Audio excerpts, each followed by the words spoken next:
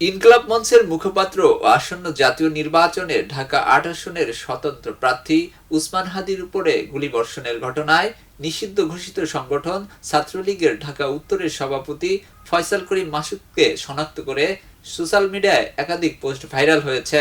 সাংস্কৃতিক বিষয়ক উপদেষ্টা মুস্তফা সরোয়ার ফারুকী তার ভেরিফাইড ফেসবুক অ্যাকাউন্টে শনাক্তের বিষয়ে একটি পোস্ট শেয়ার দিয়েছেন।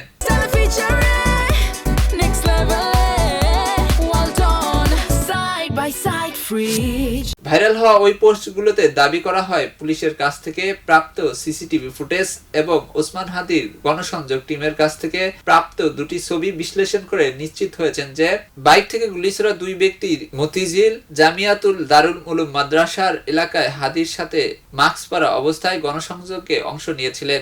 গুলিকারী ওই দুইজনের মধ্যে একজনের গায়ে কালো পাঞ্জাবি, কালো মাস্ক, গলায় চাদর এবং পরনে আকাশি রঙের প্যান্ট ছিল। অন্যজনের গায়ে কালো ব্লেজার, কালো মাস্ক, চোখে চশমা, পায়ে চামড়া রঙের জুতা ছিল। হামলাকারী দুই বাইক আরোহীর পোশাকের সাথে গণসংযোগে অংশ নেওয়া ওই দুই ব্যক্তির পোশাকের মিল পাওয়া যায়। এ ঘটনায় দোষীদের ধরতে শনিবার রাত পর্যন্ত ২৪ ঘন্টার আলটিমেটাম দেয় ইনকলাব মঞ্চ।